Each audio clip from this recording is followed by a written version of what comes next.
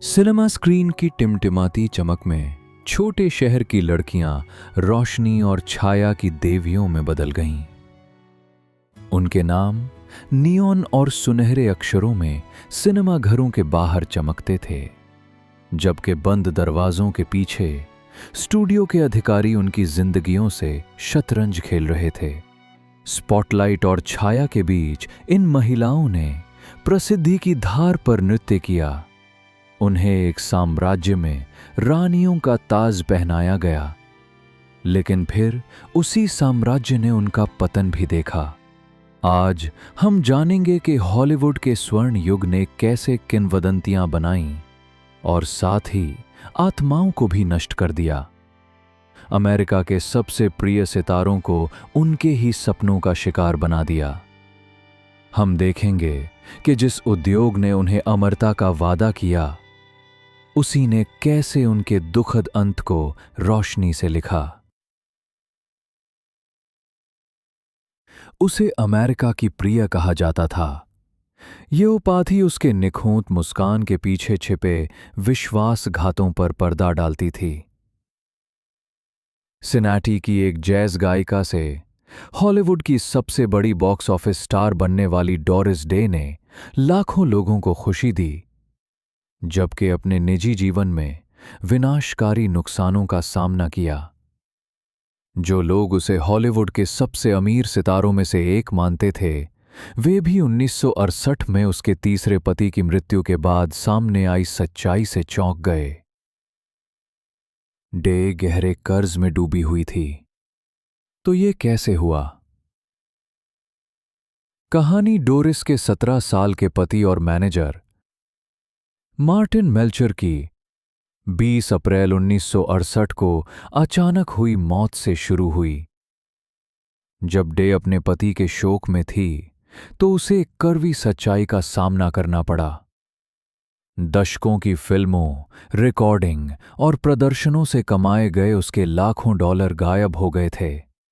वो ना केवल कंगाल थी, बल्कि कर्ज में भी डूबी थी। जिस पति पर उसने भरोसा किया था और उसके बिजनेस पार्टनर जेरोम बर्नार्ड रोसेंथॉल ने उसकी संपत्ति को संदिग्ध निवेशों और कुप्रबंधन से बर्बाद कर दिया था। लेकिन मेल्चर की मौत के बाद के आश्चर्य यहीं खत्म नहीं हुए। डे को पता चला कि उसे उसकी जानकारी या सहमति के बिना एक टेलीविजन सीरीज के लिए अनुबंधित कर लिया गया था। बाद में उसने कहा, यह भयानक था। ये डे के जीवन में पहला विश्वासघात नहीं था। प्रसिद्धि की सीढ़ियां चढ़ते समय उसके व्यक्तिगत उथल-पुथल उसकी सार्वजनिक खुशमिजाज छवि के बिल्कुल विपरीत थे। एक हिंसक और सिजोफ्रेनिक ट्रॉम्बोन वादक, उसके पहले पति एल जॉर्डन से उसकी शादी भविष्य के रिश्तों के लिए एक दुखद मिसाल बन रही थी। जब डे गर्भवती हुई और गर्भपात से इनकार कर दिया, तो जॉर्डन की प्रतिक्रिया क्रूर थी। उसने गर्भपात कराने के लिए उसे पीटा।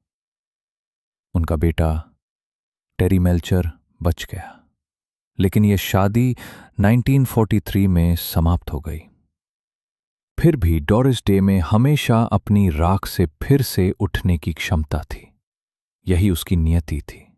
केवल 15 साल की उम्र में उसने एक डांस जोड़ी बनाई थी जो देश भर में प्रतिस्पर्धा करती थी।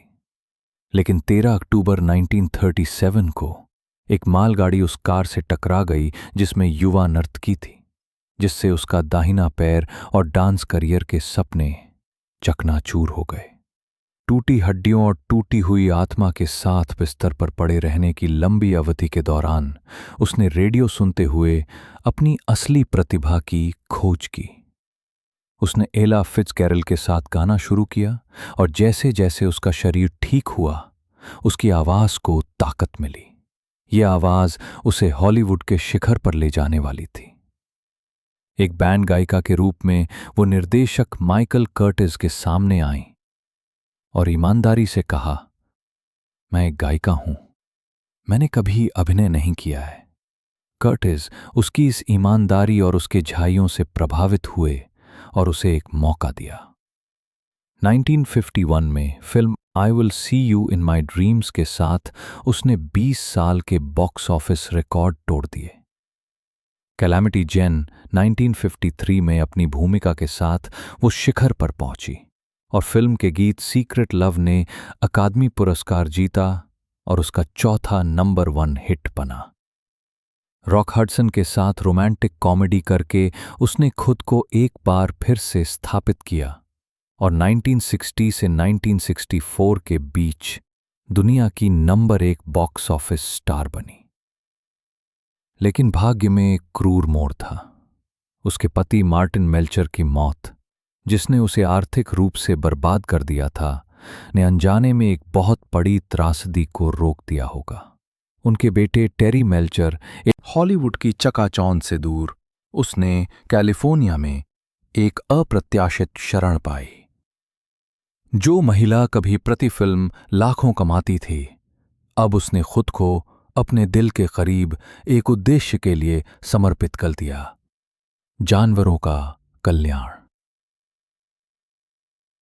1978 में उसने डोरिस डे एनिमल फाउंडेशन की स्थापना की और सिनेमा की रानी से पशु अधिकार अधिवक्ता बन गई।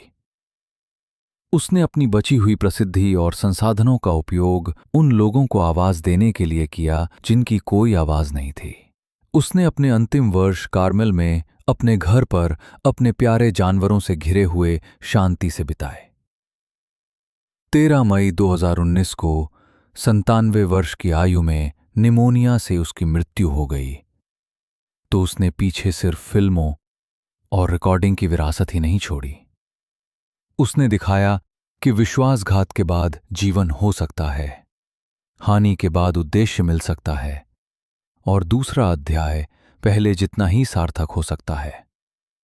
उसकी वसीयत के अनुसार कोई अंतिम संस्कार या कब्र का पत्थर नहीं था। शायद डोरिस डे की कहानी में सबसे बड़ी त्रासदी खोई हुई संपत्ति या धोखा दिया गया विश्वास नहीं है, बल्कि ये है कि अमेरिका की प्रिय भी अपनी सारी प्रतिभा, प्रसिद्धि और सफलता के साथ हॉलीवुड के शानदार वादे के अंधेरे पक्ष से बच नहीं सकी।